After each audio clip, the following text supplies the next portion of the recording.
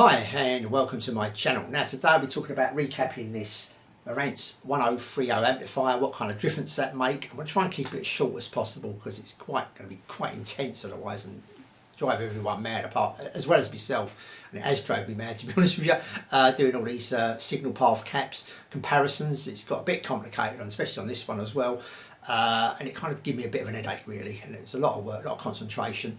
So I will come back to that 217 with a few other caps I've been recommended, a polystyrene, a bipolar, and a couple of others people have mentioned I've written down. So I will come back to that and give another kind of comparison with them. Give me a few weeks off, kind of break from that, because I will come back to it. So this year I'll give the full recap apart from the main smoothing cap and the two output capacitors. I left them in. Other than that full recap, I'm going to show you a couple of pictures there of the main board, the main amplifier board that I had to take off. Make a note of where all the wires go. As you can see, a bit of paper there. I made a note, top and bottom, all the wires go. I'm going to have to unsolder some of them to get to it, to get to the capacitors, to unsolder them, to replace them. So make sure you do all that in case you make a muck up and plug it in and suddenly poof, a transistor goes up in smoke. So just double check with them. Okay, so it's all been recapped. Now we're going to go, first of all, the first thing I noticed with the original signal path capacitors in there is that it added more bass to this. A little bit more definition to the bass as well. Where this was a little bit bass lacking, it had a little bit more oomph to it. It seemed to have a little bit more power as well. You know, I didn't have to turn that volume up quite so much to get the same kind of sound level. So it was an increase in the power as well, just a little bit, but it was noticeable. I don't think it added much detail to it. Detail was pretty much the same. The detail on that, like I say, the main what I got out of this was that little bit of extra power, that tightness of the bass, and some more bass to it as well. So that's that. So we're going to take them out. We're going to start off with this preamp board. We're going to take out the 3.3, the 1 microphone, and the 4.7. Replace them with the WIMAs apart from that 4.7. And I didn't like the sound of this really, to be honest with you. It was a bit mid-rangey, a bit too mid-rangey for me, kind of that a reasonable spike in the mid-range. And it didn't, you know, overall balance wasn't good. So I took the WIMAs out. Rubycon's in there, sounded a little bit dull with the Rubycons. Not quite what I wanted. It's got quite a sweet sounding amplifier on the warm side, and the sweet sounding amplifier kind of lost that kind of like top end definitely there. So yeah, they weren't too good and haven't done too good in previous experiments either at the moment, them Rubycon. So then to the fine gold, which kind of got a little bit of a mixed reception in some places, but yeah, they seem to do pretty well. Just tighten that bass up a little bit more definition. The top end was a little bit more defined as well. So all in all, it was pretty good. I was quite satisfied. Give it that kind of sweetness sound to it. Added a little bit more, you know, kind of the warmth was already there, but it added, like I say, just a little bit more definition to the bass. But it kind of all kept it into the kind of characteristics that I wanted, and you know, this amplifier had kind of thing. So I was quite pleased with them. So they stayed in, and I've done a little bit more of experiment with the 0.47 microfarad on the main amp board that kind of links up the preamp to the amp board. There I used the fine gold, the WIMA, and the Rubycon, and to cut a long story short, we kept the fine gold. And altogether, I think the fine gold edged it over the original caps, just give it a little bit more definition, a little bit more clarity, and you know, just everything was sharp. We've got a nice tight bass now on here. You know, the bass is pretty good on here now. Has helped that as well. The bass, the recap, the full recap, as well as these capacitors are combined to give quite a nice bass to this. So yeah, I was quite pleased with the overall response. And I'm not saying it's a mega bass, don't get me wrong, but it's definitely helps in the right direction from where it was. When I first started, like I say, a little bit lean on the bass when it first started, but it's definitely increased that, and we've got some rhythm coming back, kind of thing.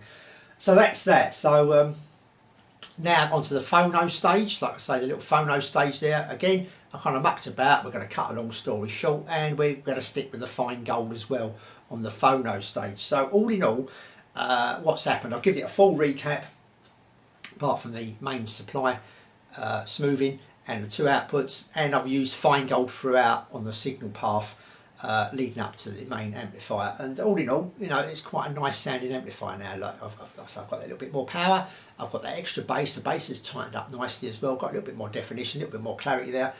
So all in all, you know, it's been quite worthwhile really. Like, it's definitely worth doing. Yeah, it's kind of kept its characteristics and how I expected it to sound. And yeah, I'm quite enjoying it as it happens at the moment. Like I say, other people do change that main power supply cap, which I've been told, and quite a few, you know, here and there, people say it would add space to it, especially if you up the value. Some people up the value on them. I'm not too sure if this is what I do, because it can cause a few problems doing that surge on the diodes and the actual main transformer if you go too mad, upping it too much, and also the output capacitors. People change them as well, which I will do that little experiment on that Sansui and see what kind of results I get out of that. But all in all, yeah, that's it really. I wanted to keep it as short as possible, but yeah, this time the fine gold kind of won over the, I would say second place would be the original capacitors. You know, if I had to put them in order, I'd go the fine gold, the original, and I'd probably put the Rubycon next in front of the WIMA, because the Rubycon, even though it made it sound a little bit duller and that and not so exciting, it's just the tone of the WIMA just wasn't quite right. One good thing about it also, it's kind of kept its space. This amplifier's got quite a bit of space to it, and changing them capacitors to the ones I've got in there now have kept that space as well. It's got that bit of dimension to it. So yeah, it's got the space and dimension. And it's got the space, when I say space, sorry, I should just go back. It's got that three-dimensional to it, should I say. It hasn't got the space that this, well, it's down here now, the Sansui 331 has around the instruments, just kind of singles out the instruments nicely. But all in all, it's not too bad. Now, one other thing I've mentioned, I'm not probably going to do a video, probably ain't worth it, but I may or may not do, is that if you're watching here in the UK, you're going to pick up one of these for about £100, something like that. One went recently for about £80, I think. But for some reason, if you're in the US, we can triple that. We can say $240, $300. If you've got a wooden case, $400. These seem to command quite a lot of money in the US for some reason, but here in the UK, they don't. And where would I put it? You know what I mean, £80 to £100? Yeah, it's worth getting. It's quite a nice little amplifier. It's the Marantz, quite sought after.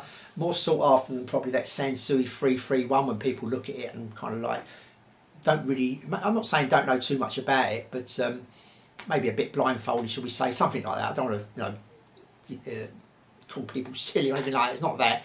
It's just on face value, looks and that kind of thing. You're kind of more attracted to this, shall I say. But the 331's a better amplifier. It's a better amplifier in my opinion, you know what I mean? It's got more detail. That top end's quite nice on there. It's got a very fine detail on the top end. It's got that space around the instruments, and it's got that kind of like holographic kind of sound to it. Well, this hasn't, you know what I mean? It does a reasonable job of it, don't get me wrong, but over the two, that's the better bet in my opinion. But you know, that's only my opinion, what I kind of like, what I get from the music. But yeah, if you, £100, something like that, will go too far over the top buying one of these, and worth doing that recap as well, obviously. Okay, I'm a bit tired today. It's really worn me out. You can probably tell that while I'm talking. It really has tired me out. I'm absolutely knackered doing all this backwards and forwards, soldering this, that, and the other. Probably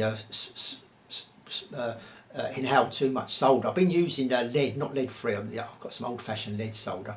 Probably that's something to do with it. I'll probably be spaced out later on. Okay, that's it. Thanks for watching, and I'll see you all soon.